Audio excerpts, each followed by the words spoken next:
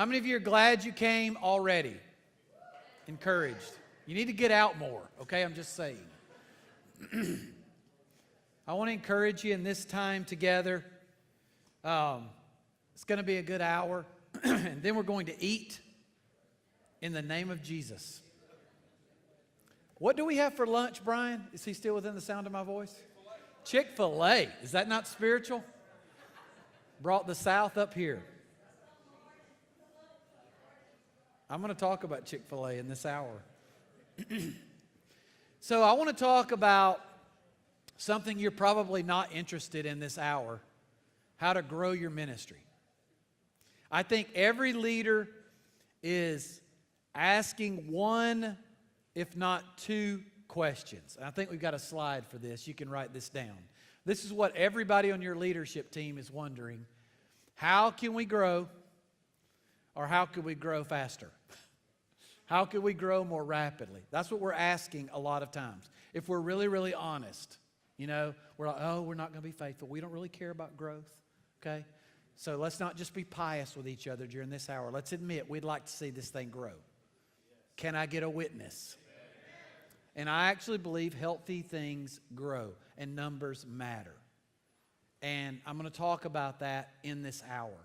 And I've been studying, Outreach Magazine comes out with their 100 fastest growing churches list, okay? I'm not a huge fan of the list. I've caught heat from Outreach Magazine about this, and Lifeway, who compiles this list, because it puffs 100 pastors up with pride and discourages 100,000 more of us, right?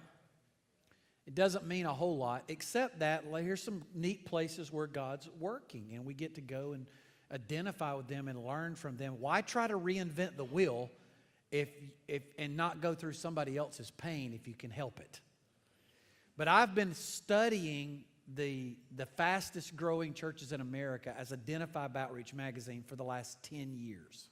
About every year, I just got my latest study in the mail. I'll take apart, I'll call, I'll reach out to the top 10 churches. I'll try to have conversations with them. A lot of them I know, I keep in touch with. Many we've coached over the years. And try to look for trends. What's working, what's not working. And having studied this for over a decade, but almost like statistically, empirically, through interviews in green rooms and backstage and video conferences and phone calls, talking with a lot of these churches and their teams, I've identified, really just 3 reasons. And I think I can prove it to you. 3 reasons why churches are growing or the lack thereof, not growing. I call them the 3 gears of growth. And I think we've got an image, guys, that we can put up. And this metaphor is important. Culture, team, and systems. You've heard all 3 words, but I think the image, the metaphor is significant, because I think what a lot of people don't realize is how each of these are separate but interdependent gears. So if one's stuck, you're stuck. John Maxwell says, focus on your strengths. All right, I don't believe that, by the way. I've never had a pastor tell me what took me down was my strengths. Okay? I've never had a church say, what bit us was our strengths. It's always your weakness. It's your Achilles heel. It's your weakest link. You do need to get better at your weaknesses. And this is true in our ministries. And because they're separate but interdependent gears, we're only as strong as our weakest gear. So I have pastors say to me all the time, man, people are coming and they're being saved and we're baptizing people, but for whatever reason, the church is not growing. I can almost guarantee you we have a systems problem. Okay, we're not retaining people and we're not discipling people because we don't have good systems in place. Others will run off to a conference like this. I attend Church of the Highlands in Birmingham. Thousands and thousands are coming to learn from our church right now, and they run down and they get all the free curriculum that Church of the Highlands gives away. They come back and put it in their church to no avail. Their church doesn't grow. Curriculum won't solve your discipleship problems.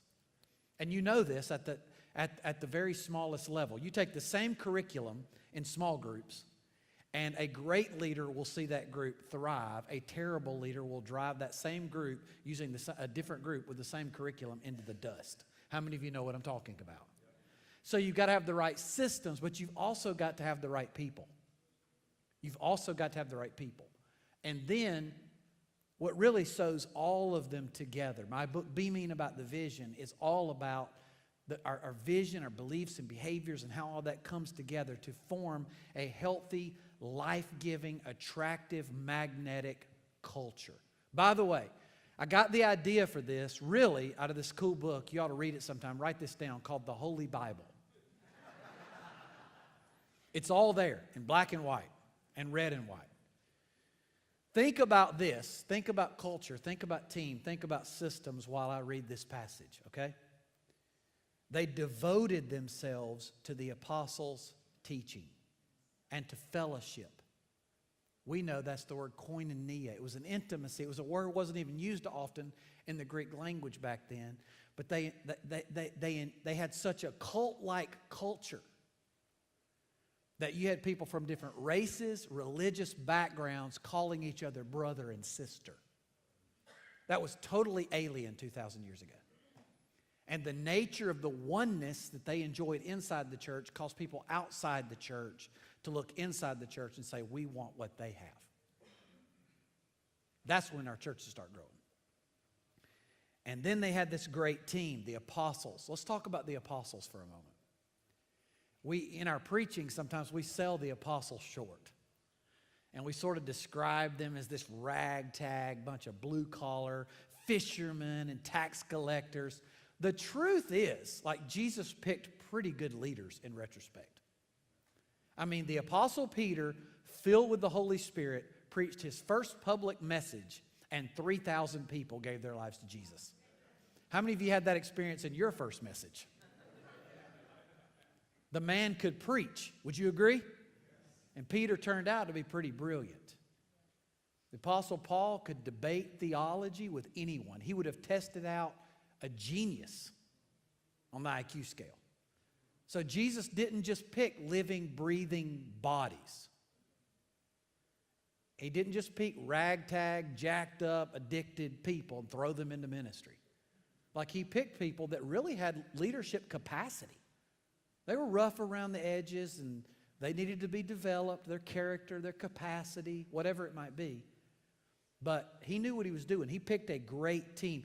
And then they had simple systems. We do in the church what Pharisees did to God hundreds and hundreds of years ago. We took what Jesus has meant to be simple and we have complicated it in the church.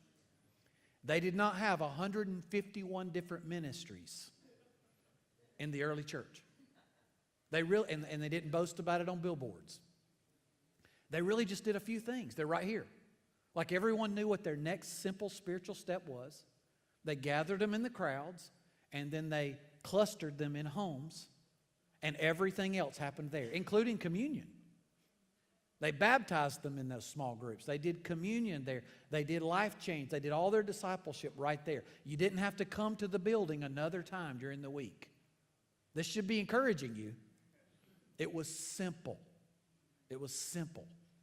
And because it's simple, it was sustainable. And anyone could do it. Anyone can do it. Everyone might not be able to preach, but everybody can sit in a group of 8 or 10 people and affect their lives, filled with the Holy Spirit. So we've got to have the right culture. We've got to have the right team. We've got to have the right system. So for the last several years, we actually created an assessment. We give a full-blown version of this when we consult or coach with the team. But I developed like a 3-minute version of this at gearsofgrowth.com. I think the little flyer's in your chair. Don't take it now, because what I'm going to say to you today is profound and I don't want you to miss it. Okay? But in about 3 minutes, you and or your team can take this little assessment, and it'll help you as a really a perspective tool personally, and a discussion tool collectively for you and your team to begin to talk about and help you identify your weakest gear. Because the cool thing, if you can go back to that image, guys, go back to that image on the gears of growth. The cool thing about the gears of growth, if they're separate but interdependent gears, and we get better at our weakest gear. Most of you are intuitively stronger, gifted in one or two of these areas. You're a people person, you do culture, you're a good recruiter, you have that strength of woo, or you're kind of a detailed spreadsheet person and you like systems and you've got everything well organized. You're a little bit OCD if we're honest, whatever that might be. And most of us are more naturally gifted, but there's that usually that third lagging gear, if you will. And if we can get better in that one thing could cause us to get unstuck and get everything moving. So we just need to focus on getting better at our weakest gear. So what I want to do in this time together is just talk about these 3 gears. It's kind of an overview to help you begin to kind of assess where are we weakest, and then it's how do you eat an elephant? 1 bite at a time. How do you grow? You get healthy. You can't presume on growth, but you can get prepared for growth. You should write that down. We can't presume on growth, but we can get prepared to grow. That's what you need to do. Don't get up and say, God's told you, y'all going to have, do this and do that, unless He really, really told you, because if it doesn't come to fruition, you're a false prophet. But what we can do, I told Grace Church team this yesterday, one thing we do know, God won't send 3,000 people here until we're prepared to steward 3,000 people. Why would He do that? So what we need to do is get prepared for God to breathe. Are you following me?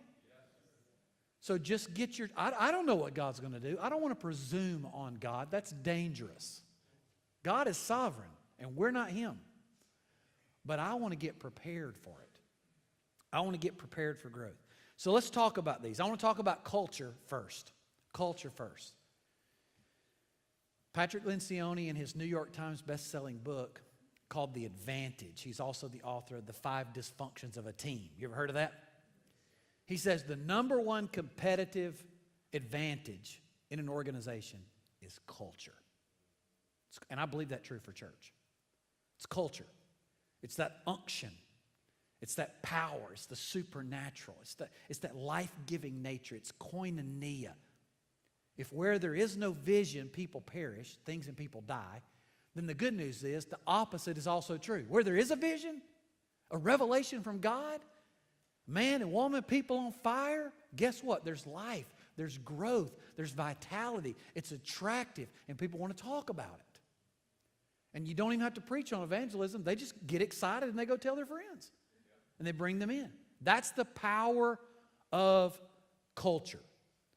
And if we don't have a healthy, vibrant culture, it doesn't matter what strategy or systems or staff we employ, nothing's going to work. If our culture is not right, nothing else is going to be right. Over and over and over, I hear pastors say, man, if we could just hire this person. One more staff person won't solve all your problems. In fact, every staff person is a problem. Come on now. You take one sinner and add them to a bunch of other sinners, you've got synergy. You laugh because you identify, don't you? I promise you, be careful what you pray for. You pray for a staff. Oh, my Lord. The number 1 and 2 things you'll lose sleep over your entire ministry, money and people. So we got to get the culture healthy. God doesn't even need to bring in that ace yet until you're prepared to steward them well. Until they become a better man, better woman, better husband, better father, better man and woman of God, because they come into a healthy culture. If not, you'll just drag them down and turn them into toxic workaholics. Or you won't be able to keep them. They'll go right back out, and they'll be bruised on the way out. So we have to develop a healthy culture, a healthy pace. If our culture's not right, nothing else will be right. It's like the difference between Chick-fil-A. Any Chick-fil-A fans? Or Chick-fil-A in the house? It's like the difference between Chick-fil-A and Kentucky Fried Chicken. Okay? Now, the chicken's good at both places. But I guarantee you, how many of you have been to Chick-fil-A in the last year? Raise your hands. How many of you have been to Kentucky Fried Chicken in the last year? Look at the hands. Okay? Nothing wrong with the product. Okay? They both have great chicken. But think about your average visit to your neighborhood KFC. Think about what you see. Think about what you feel. First of all, you pull off the curb and there's like one jalopy car in the parking lot. And that's the girl that works behind the cash register. And then you walk in the door, there's like no one inside. It almost looks like it's closed for some reason. There's 1983 Kenny G music playing every time I've ever been in one. I walk up to the counter. I cannot get the cashier to look at me. Does that bother anyone else? And if I can get past all of that, once I get the food, it tastes good. I just have to get past a lot to get to the product. I just described the average American church. If I can get past all the cultural baggage, like the product is awesome, but I just have to overcome all these barriers to get there. And you do know they're looking for a reason not to go back. That's why most of you have not been to KFC lately. Contrast that with the average visit to Chick-fil-A. You pull off the curb, cars are wrapped around the building twice. That doesn't deter you because they are on it. They were expecting that. And they have well-trained young people utilizing the latest technology out there, quickly taking orders.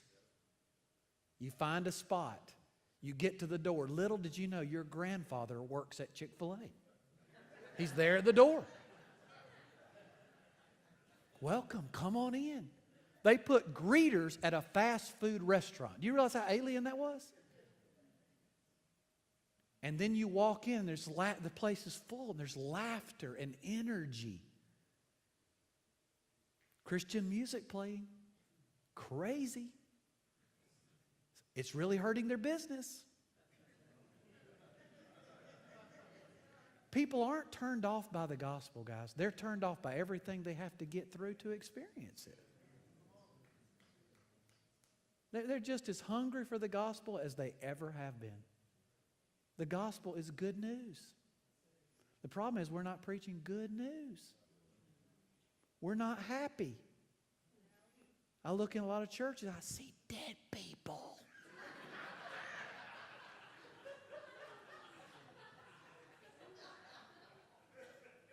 See, the gospel is not just something we believe, it's something we live. When you think discipleship in your church, don't think meat, think fruit. Like if we have people who are full of joy, come on. I mean with some joy. And I'm talking about from the pulpit. With some joy. And some peace and some patience and some kindness and some goodness. You know where you see all that? Chick-fil-A. More so than what I see in a lot of churches. Come on now, y'all know what I'm talking about. And I want to be there. I like it. I haven't even tasted the food. I like it. I'm coming back. And then don't even get me in a conversation with the people behind the counter.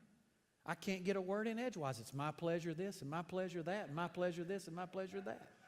They get the last word every time. By the time I sit down, I haven't even had the food and I'm coming back. That's what you've got to build in your church. Your number one responsibility as the leaders in your church is to be the culture architect. Because let me tell you something about culture. Culture happens by design or by default. You don't wake up one day and say, you know, we ought to build a culture around here. How many of you would say you have a culture in your church? Yeah. And nobody sort of designed it. It just happened by default.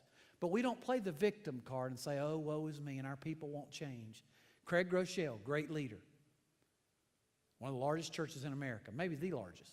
He says, I will never allow a staff member to say to me, well, they won't. He said, it's not that they won't, it's that we haven't led them to yet. We're going to take responsibility. We are the leaders of this church, and we are going to lead them there.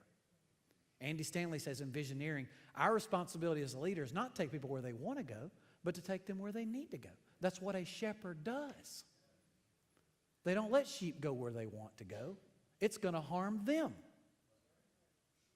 So you use that staff and that rod and you bring them back in. You take them where they need to go to safety. That's what we've got to do. We've got to build that culture. What do you want? What is culture? That's the difficult thing about culture. Culture is hard to pinpoint. It's hard to diagnose. But you know it when you see it. You know it when you feel it, right? So I define it this way. Culture is the combination of what we believe and how we behave. It's the combination of what we believe and how we behave.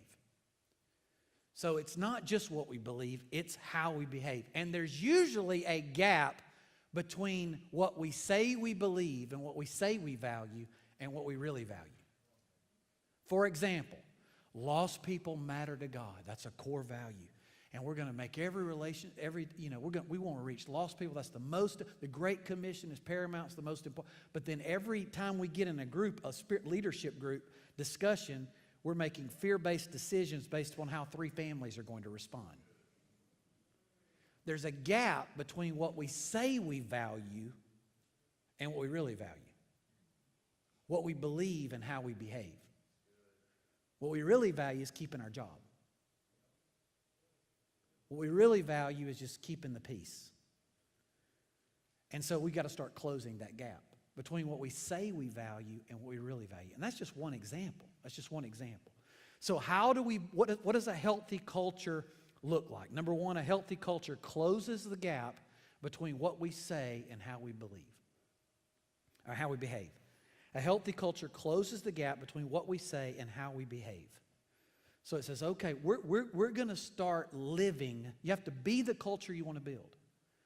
So we're going to start holding ourselves accountable to these values.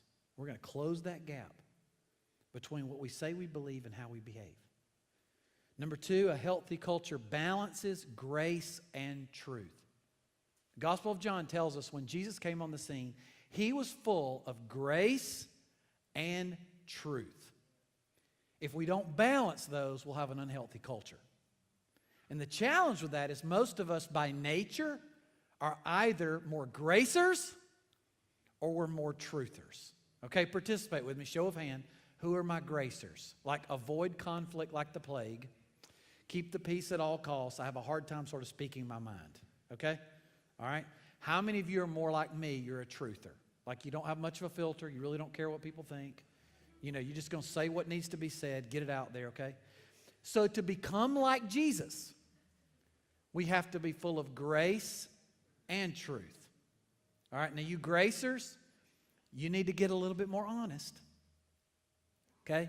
You need to be honest. Don't pin up that frustration you have with your spouse and drop it on them all at one time every 6 years. All right? It's going to wear you out. And Patrick Lencioni says in his book, 5 Dysfunctions of a Team, that the opposite of conflict is not peace, it's artificial harmony. I think a lot of marriages, 25 years or more, have like artificial harmony. Like they're just coexisting. They don't fight anymore, they just live and let live. I know couples that have been married 50 years or more, now they live in separate bedrooms. They don't fight. It's not bad, they're still married on paper. There's no oneness. There's no covenant. There's no intimacy because they've decided not to have conflict. So gracers, you need to stretch that muscle to be more honest with people. Let me tell you something about leaders in the church. Like, we are the biggest liars. Okay? We'll go home and we'll talk to our spouse about them. In fact, they never show up on time. They call in late and call in sick. Every Sunday they're sick. But we'll never go talk to Bertha and tell her, Bertha, what you're doing is wrong. The Bible says your yes should be yes and your no should be no. And every Sunday we have people coming to this church giving Jesus and the church another shot. And we need you to be in your place on time. That's the truth. I made a commitment to my pastors years ago. I'm never going to go home and say something to my spouse about you that I'm not willing to say to you. It's my commitment to you. That means you and I are going to have more conflict. All right, but you'll never have to know where you stand with me. I'm going to tell you. I'm going to tell you. And we're going to have some intense fellowship. But I'm not going to be a hypocrite to you. And when you're doing a great job, I'm going to tell you. And when you're not cutting the mustard, I'm going to tell you. I'm not going to go home and, first of all, dump it on my wife because you're her pastor too. And I'll get over it. She will not. She will start praying you burn in hell for hurting me. So I don't need to involve her right now. In fact, the gospel says if we have something between us, I'm supposed to come to you. I'll have a pastor call me and says, we got this problem with staff person. Should I take my executive pastor to talk with them? I was like, have you talked to him brother to brother yet? Well, no. Well, what did Jesus say to do? It takes courage to lead. So stretch that muscle. Speak the truth. All right? Look at the person next to you and say, I'm going to be honest with you more. I'm going to be honest with you more. I'm going to be honest with you more. Okay? Now I want to talk to the truthers. Okay? I want to talk to the truthers. All right? Truthers, I can identify I am one. Okay? You can be right and not be righteous about it. You do the right thing the wrong way, and you still blow up everyone and everything. So what you need to do is get around some gracers. And if you decide to go and talk to somebody, get a trusted gracer and run it by them. They'll help you. My wife's a gracer. I'm a truther. So even when I had decided I'm going to go talk to I need to talk to him about this. I need to handle this situation. I'd say, honey, I'm going to go talk to them. But here's what I'm thinking about saying. And I would run it by her, and she would say, whatever you do, don't say it like you just said it. And she helped me. You know what I'm talking about? So we need to work on that. And some of you guys, you've created fear-based cultures. You're a tyrant, and everybody's scared to death of you. And you only call, text, or email when somebody's done something wrong, and you just blister people. I told the pastors yesterday, a lot of these famous mega church pastors that have fallen, they had different types of moral failures, whether it was embezzlement or having an affair or just being an idiot, whatever it might be. The one thread they all have in common was they all led in what I call fear-based culture, where everybody was afraid to say what they saw. Don't be that leader. Don't be that leader. Balance grace and truth. So if you'll close the gap between what you say and how you behave, and you'll begin to balance grace and truth in your culture. Tell your team, we need to do better at this. We need to become more like Jesus in this area. I don't think we're being honest with each other, or I don't think we're being honest with each other in the right way. We're not being honest with our leaders the way we need to be honest with them. If they're not doing a good job and you're not telling them, then it's on you and me. I mean, it's like the playing field for discipleship. It's where we sharpen people. It's how we make things better. But how we do it, will determine a healthy culture over time. Am I making sense? So how do we design a healthy culture? Number one, we must be the culture we want to build. I mean, if you say you value excellence, or you say you value punctuality, or you have to live it. One of our core values on our team was execution. Like not killing people, but we do what we say we're going to do. Our yes is yes and our no is no. We're on time. We respond on time. We're responsive to our phone calls and our emails. And if I tell you I'm going to do something, I do it. That's integrity. So if I'm the senior pastor and Thursday at noon is what I call B-Day, when I've got to have the bulletin in, then guess who needs to model the way and do what they say they're going to do? I need to have the outline into the bulletin on time. You follow me? If I say lost people matter to God and every person ought to know an unchurched person, I got to ask myself, do I know a lost person? Am I modeling that? Am I talking about that in my preaching? So I have to be the culture I want to build. Number two, we must get clearer about our values. Clearer about our values. What's important to you? What's important to your church? What's important to your team? Is it on paper? Does everyone know what it is? If you want to be really discouraged, go into a group of your leaders, pass out Post-it notes, and ask them to write down what the 3 most important things in your church are. Prepare to be depressed. It will not all align with what you think it is. Everybody's not as clear on the vision as you think. You should take my book, Be Mean About the Vision, take your whole leaders through it. Like, how do you get those values and vision drilled down to every layer in your ministry? Be mean about the vision. By that, I don't mean be a mean leader. I know some mean pastors. You know some mean pastors? The word mean, really, the way we use it most often in the English language, implies intention. I meant that as a compliment, or I didn't mean it that way. So we got to be uber intentional about communicating with consistency what's important. If they don't know what the goal is, they're never going to hit it. And then number 3, hold ourselves accountable to what we say we believe. Let's hold ourselves accountable to what we say we believe. If we don't do that, we begin to lose credibility. If we hold it out there as important, we tell everybody these are things we hold ourselves accountable to, but we never let the shoe drop, we never hold anybody accountable to it, then we as the leader start losing credibility. Because they wonder if we see it. Or they wonder if we have the courage to do anything about it.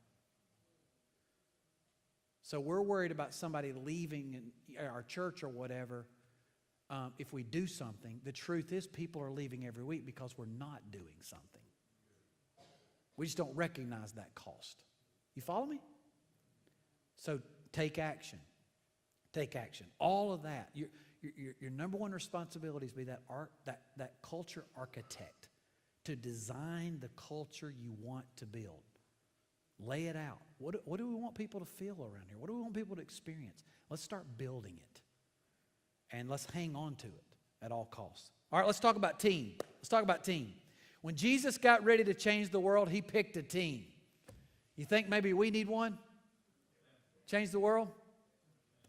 So why are we trying to do it by ourselves?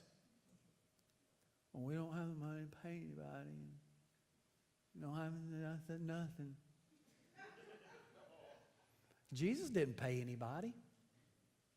He said, drop your nets, quit your job, leave everything behind, deny yourself, and come after me, and let's change the world. And they did it. He just did it. He challenged people to come up for the journey. There's a difference between a staff and a team. A staff doesn't make a team, but it can become one. So once you get all these leaders, they're more focused on their deal and their area and their thing and their class and what they're passionate about. Crazy missions people. You got to get them all together to care about the collective goal. In a healthy team, the goal is more important than the role. I would encourage you, if you're young in ministry today and you're trying to figure out like where you fit in the church, don't necessarily niche out and say, well, I do children, or I do students, or I do worship, or I do this, or I. Instead, pick the kind of culture and team you want to do ministry with. Because if that ministry is growing, frankly, your job description is going to change over time anyway. You're going to be asked to fulfill different roles. Even if you're the senior pastor and you stay the senior pastor, as the church grows, your job description's got to grow, got to change. So you can't cling to what you want to do or you like to do. The gift serves the church. The church doesn't serve the gift. That may set you free today with some people in your church. Gifts serve the church. The church doesn't serve the gifts. I literally had a couple tell me one time, say, well, we're too spiritually mature to serve coffee. They didn't stay at my church. Okay, so the gifts serve the church. We build up the church. So that's how we've got to begin to get all these independent parts. They will not want to meet together. They will not care about the other area. It's like family dinner. I have 3 teenagers. Pray for me, okay? Getting them all at the table, getting them to care about each other and care about the collective family, getting them to make eye contact and off their smartphone is a challenge. How many of you know leading a church is like raising a spiritual family? So you have to fight to get everybody together. Will it be easy? No. That's why you're there. To take all these independent parts and to fight to get them to work toward one goal and one vision. That is our responsibility. How do you do that? One conversation at a time. Over and over and over, sharpening it. So let's talk about cultivating the soil for a healthy team. The soil for a healthy team. You've got those nutrients in which healthy things grow on a team. All right? There are 3. 1, mutual devotion. We have to be committed to the same things. They were committed to the apostles' teachings and to the fellowship. So they were committed to God and they were committed to each other.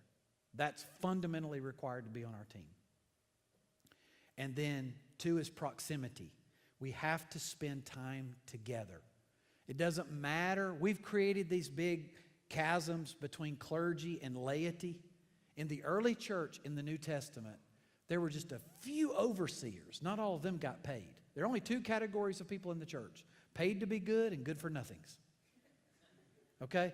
Very, very few people are going to be paid to be good for the history of your church. Okay? Most people are going to be good for nothing, and that's encouraging. But we've got to still figure out a way to get with them. If I was starting a church today, I wouldn't find 12 or 14, jacked up, addicted, lost people and start meeting with them. I would meet with people who were future staff people. That'd be my first small group in my church. Everybody I thought had potential to be a future staff person. And before they got paid, I would start treating them like leaders. And guess what? They'll grow into it. Was Peter a rock when Jesus named him that? No. Jesus saw his potential. So you've got to start doing that. Get people around you and spend time with them. Be a leader recruiter. Be a leader recruiter. And then thirdly, consistency. We have to be together regularly. Be together regularly. I'm a big fan of being with your leaders every week. Leaders especially, where there's a lack of vision, where there is no revelation, people cast off restraint. And that is very true with leaders. Where there is no vision, they'll make up one. So be close to the leaders. You can course correct much rapidly. All right? And then I told you earlier, just learn to say no too along the way. Quit the fact. It's easier to say no early and yes later than it is to say yes early and no later. You follow me? Then you got to kill something. And there's a group of ladies coming to your house with big Bibles that zip and torches when you kill it. So just go ahead on the front side and say, no, that's I know your heart's right. It's a good idea. It's not a God idea. Let's stick to the plan. Am I giving you permission? Let's stay the course along here. So we've got to build a healthy team, we've got to spend time with the team. So I'm a big fan of meetings. I think every great decision in a church should be made in a meeting with leaders that you trust together, sensing the Holy Spirit's direction, and one person making that final decision. But in seminary, how many of you ever taught to lead a meeting? Bible college, you ever taught to lead a meeting? No, I didn't think so. And yet that's what we've got to do all the time, is somehow take this group of people and get them all moving in a direction. So I want to talk about how to have good meetings. Now, I've never led a bad meeting. You know what I'm saying? I've endured some bad meetings led by others. And truth is, I've led a lot of bad meetings. Another one of Patrick Lencioni's books is called Death by Meeting. How many of you ever experienced that one before? Yeah. So you're crushing some people too in your meetings. We used to have, when I started the church, 1999, 28 years old, we used to have staff meetings from 1 until 5 on Monday afternoons. 4 hours, bro. 4 hours. And it was a great meeting, if I do say so. It was terrible. It's terrible. I didn't know how to do this. I had to learn the hard way. So I want to give you what I call the 5 purposes of meetings. The 5 purposes of meetings. Number 1, community. Community. You know why we need to be together? Because we need to learn to love each other and trust each other. Don't be that leader that says, hey, we really don't have anything important to meet about this week. We don't need to meet, do we? By that type of language, you know what you just communicated? I don't really need you unless I need something from you. I'll call you if there's a problem. Count on that. But what I really communicate is I don't want to spend time with you. I don't want to get to know you. I don't want to love you and trust you. I'll have this pastor call me and he goes, Sean, I got a problem. Got a problem. It's the worship leader. It's always the worship leader, right? Y'all know Satan was a worship leader before he got kicked out of heaven.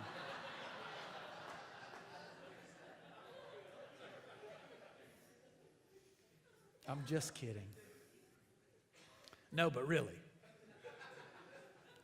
Got a problem, my worship leader. He doesn't get it. He's not on board. Doesn't support the vision. My first question is always, well, tell me about your regular meeting with him. Oh, well, you know, he's not paid, or he's bivocational, and I have a coaching network. I'm speaking at some conferences now, and I travel a good bit, and we communicate. We're on planning center now. He drops his songs in there, and I drop my message in there late Saturday night. He knows he can text me anytime. I'm like, Pastor, you know what your problem is? You don't know your worship leader, and your worship leader doesn't know you. Doesn't know your heart. They don't know you care about them. This is really easy. Mutual devotion, consistency, proximity. And you can build alignment, on your team if you're committed to that. So community. Let your team know you want to be with them just to be with them. Always serve food in the name of Jesus. All right? Jesus might have been a Baptist, because every time he's around, there's like food there. Always. So I'm a big fan of that. You want people when they walk into staff meeting, not like it be quiet, hear a pin drop, everybody kind of comes in, God's going to speak, I guess, You want laughter. You want caffeine. Come on now. You want sugar. And the first few minutes of the meeting, don't just jump headlong into the details of everything that was wrong this weekend. Just slit my wrist. Come on. Instead, do life with people. Catch up with people. Ask them how they're doing. Tell a corny joke. Self-deprecate. Make fun of yourself. Tell us about something you did stupid lately. All right? It will endear your team to you. Am I right, team members? Like, let them up under your armor. They think you eat nails for breakfast. You're laughing because you identify. It's true. So, do life. Talk about something besides ministry. Talk about real religion, like college football or something, before you get into the deal. Community. Are you following me? Yes. Start there every time. Every time, start there. Number 2, communication. Communication. I have to fight to communicate. Man, every time my wife and I go out on a date, I think we're all caught up, nothing to talk about. But the very nature of us sitting at a small table, making eye-to-eye contact, while we're sitting there in one meal, I forgot to tell her 3 things. So you have to fight for communication on a team. Multiply that times multiple leaders. Don't be that leader that surprises your team from the pulpit. We're building what? We're killing what? We're starting what? I got to be here when? Don't be that leader. Never surprise your team. In fact, I train leaders. Every week when you go into a meeting, if you're the leader, you should always come with at least 3 just so you knows. Hey, I want to just think about it, because there's probably 3 decisions I've made they don't even know about in my head. So I want to just think, what do they need to know? I want to come up with 3 just so you know. And guess what I expect from my team members? Information builds trust. Don't ever believe that team member that says, just trust me to do my job. It's like my daughter, who's 15, Madison, comes into me and says, Dad, I'm not going to tell you where I'm going or who I'm going with or what time we're going to be back. Just trust me. Does that make me want to trust my 15-year-old daughter?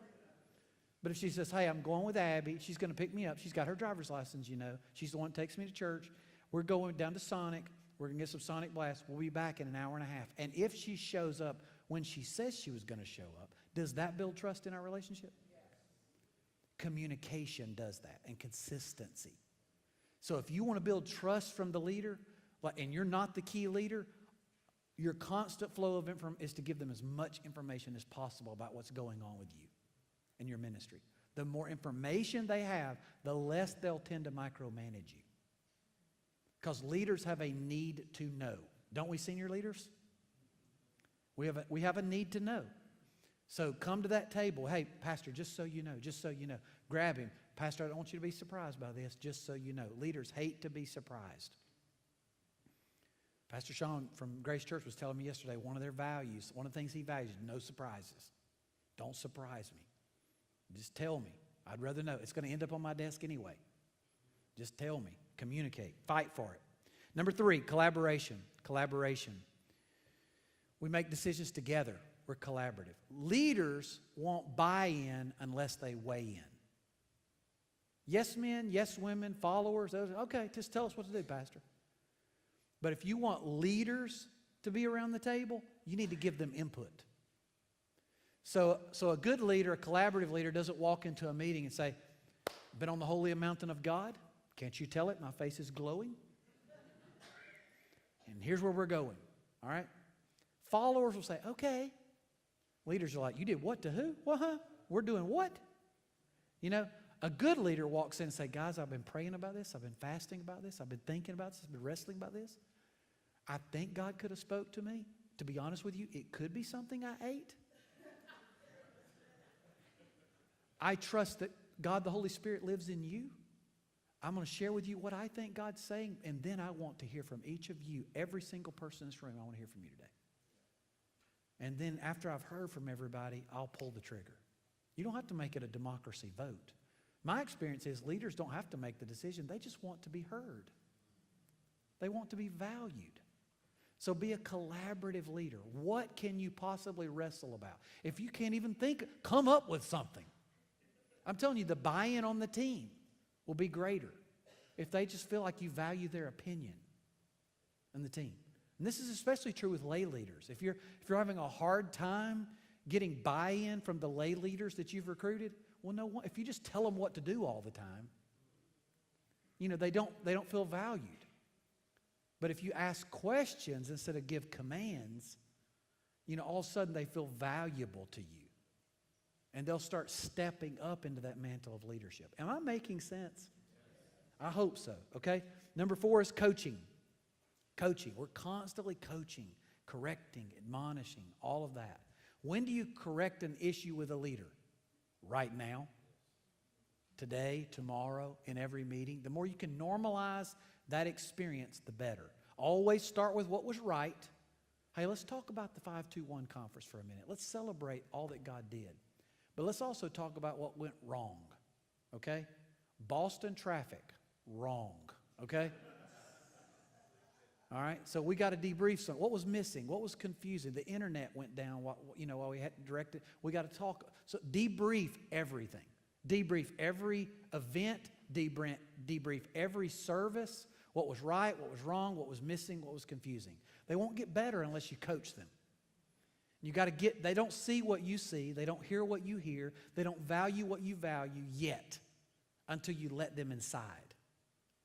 And you talk out loud about how we want to get better. And all of a sudden, they start seeing what you see and thinking how you think.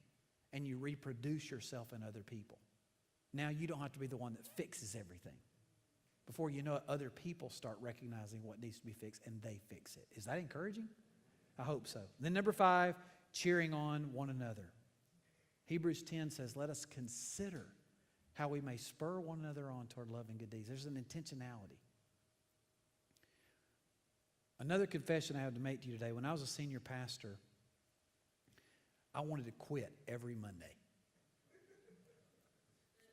because of an email or a text or an unmet expectation or whatever. Okay? I was paid to be good. I was the senior pastor who clearly heard God's call to start the church. Do you think if I wanted to quit every 7 days, that the person who hands out bulletins or parks the cars, I mean, think about the average children's worker. We stick them back there in purgatory. I mean, the children's ministry.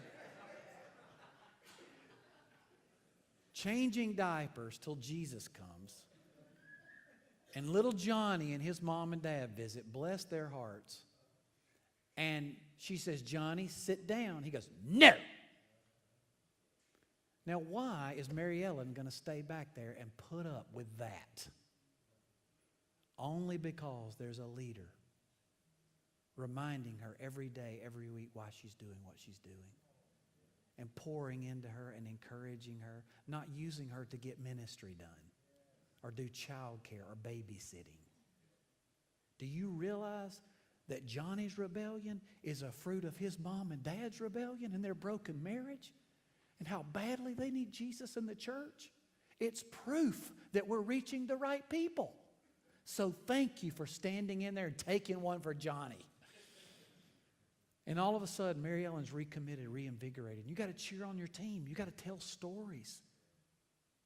You've got to be an encourager. You got to remind people why they're doing what they're doing. Because if we forget why we're doing what we're doing, we'll eventually lose our passion.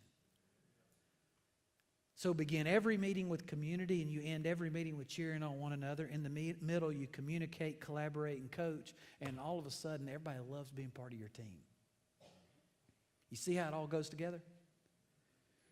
So we've got to be, to build a healthy team, we've got to be proactive with our people and our structure. Our people and our structure. So I want to talk about systems in the last few minutes we have together. I want to talk about systems. When I started a church back in 1999, like I said, everybody said, Sean, make sure you have good systems. The problem is, like, I never heard that word in seminary. Nobody ever told me what a system was or how to build one. How many of you had that kind of experience? And then you get out there and you realize, like, everything is a chaos. And we've got to organize the chaos. And systems are the mechanism that does that. Andy Stanley became my mentor in 1999, was my mentor for about 9 years. He told me this in 1999. He said, Sean, every church is perfectly structured for the results it's getting now. I since learned he didn't invent that. He read that out of a business book Peter Drucker wrote, where he said these words, every organization is perfectly structured for the results it's getting now. So we have to create ministry systems that prepare our church for the next level. I have to think through. If we want to see our church grow by 100 people, then to be prepared for that, I need 10 small group leaders currently trained and equipped and ready to receive 100 new people. That's a system. I've got to create that. I've got to build that. Now, so what is a system? Here's the way I define it. A system is a bridge that moves things and people from where they are to where they need to be. That's all a system is. And then keeps them safely there. It's a bridge that moves things and people from where they are to where they need to be. A church budget does that. We've got all this money coming in, all this money coming in, right? Whatever it is. But we take that money, whatever it is, and we channel it where it needs to go to build a healthy church. We take all these independent staff people, our meetings, our system, our calendar. If you're the leader, your calendar is the most important system. And how you function, how you organize your time. It gets you from where you are to where you need to be in accomplishing your priorities. Are you following me? So just about everything in your church has a system. So you need to think about that. I like to cook. Anybody else like to cook? I love to cook. My wife and I, we cook together. And I'm secure in my masculinity in that way. I do, I really do. I love to cook. And my wife and I have two different approaches to cooking. Like, she's a rule follower. Any other rule follower cooks? Like, you have to measure everything in the cookbook. Not me. I'm like, yeah, a little bit of that, a gallon of that, about that, throw a little bit of that on. And I've had some disasters. But then I've had some masterpieces, come together. It's two different approaches. But I do think for like building a healthy system, there are some fundamental ingredients. I want to give those to you. First ingredient, clarity. Clarity. One of the most common mistakes a leader makes is a lack of clarity. Most people tensions in our church are actually systems tensions in disguise. Okay? So let's say you've got an usher, you've got a children's worker that isn't doing what they're supposed to do. The question is, were you clear enough on the front end with your expectations of them? Do they have a clear written ministry description that tells them they have to be there in place at 45 minutes? Is that arrive at 45 minutes, or is that be in the classroom at 45 minutes? Does that mean have the classroom clean 45 minutes before, or just show up by the hair of your chinny chin chin at 45? You see what I'm saying? Be clearer. Be clearer than you think you need to be. Clear written ministry. If it's in your head, it's not a system. If it falls apart when you're not there, it's not a system yet. So the first thing we've got to do is get crystal clear and put it on paper. Put our expectations of people on paper. And I think I mentioned before, if you're thinking about, if we've got a team leader or a leader or a lay leader that's not meeting expectations and we haven't told them, that's on us. Clarity. Hey, let me be clear. What I meant was, for you to be in the room and the toys cleaned and be sitting prepared, not looking stressed, so that kids can start entering the room at 30 minutes before the service. You know what they'll say most of the time? Oh, I had no idea. That's what you expected. So be clearer with your expectations. Get them on paper. Communicate them. Not just once a year, but all the time. Communicate and coach through the clarity of that, okay? Second ingredient, accessibility. Accessibility. Like if you hand out my ministry description at an annual volunteer rally, my goat is going to eat it before I get home or whatever. I'm going to lose that sheet of paper. Where can I go to get that information again and keep it in front of me? If I don't know what Josh does over here and I want to know how what he does fits into what I do, or I'm burned out in the children's ministry and I'm thinking about serving in the student ministry and I want to know what Josh does in the student ministry, could I find that ministry description somewhere? And it used to be, you remember when we actually had files and manila folders and filing cabinets? Thank God for the cloud. Now we can put all of that on the cloud. We can, one click, we can share it with lots of people, give them access to that information so that when they need it, they can get it in real time. That accessibility is required. And if you're pastoring, the larger your church gets, I don't even know what all the staff people around here do. Grace Church is already 15, 17 staff. I guarantee you they greatly underestimate what each person does around here.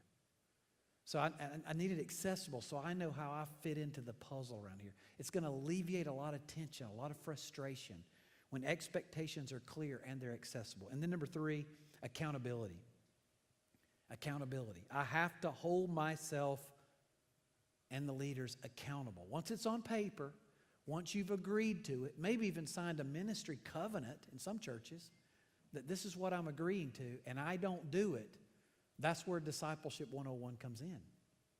They need to be sharpened. I've got to hold them accountable to what we say we're going to do.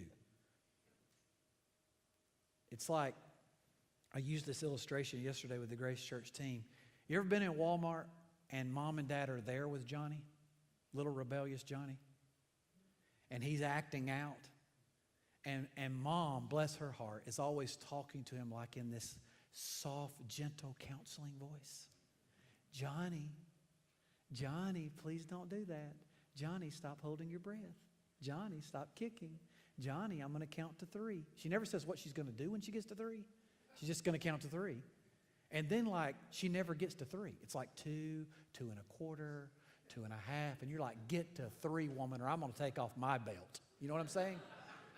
Who's losing credibility at this moment? Is it Johnny or is it Johnny's mother? So that's what we've got to do as a spiritual parent. We've got to get to 3. John Maxwell says the problem in too many churches is that we have ushers who can't ush and Susies that can't sing, and no one will tell them. It's that accountability thing. It takes courage to lead. And so we have to schedule a coffee. We have to tell them we love them. We have to tell them what they're doing right. But you just can't call in sick unless I read your obituary in the newspaper. You cannot call in sick on Sunday morning. Okay? I better read your obituary. Okay? because we believe another family is going to give Jesus and the church another shot this Sunday, and we cannot close their child's classroom. Can't. That's accountability. And if they say, well, I don't know if I can feel that commitment. God might be calling me elsewhere. You're like, I don't doubt God's telling you that. Bless you. I call that growth by strategic regression. And you'll put somebody back in there that'll make that 2-year-old class the highlight of a child's week, and you'll start retaining those young families again. Most of us think we're like one more family away, but we might be one fire away.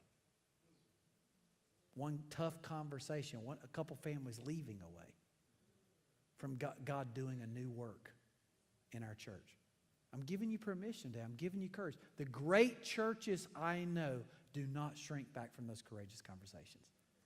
And at the end of the day, we're talking about a healthy church. Things won't stay healthy on their own. Health requires leadership. Health requires leadership. So at the end of the day, I know it scares you to death to think about leading courageously into the unknown. But I'm trying to help you set free. Paul said in Galatians 1:10, if I were a people pleaser, I could not be Christ's servant.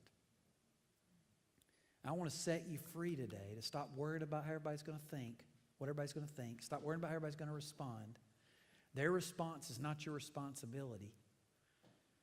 Just start living for an audience of one. At the end of the day, we've got to get to the end of that tunnel and hear our Lord say, well done, thou good and faithful servant.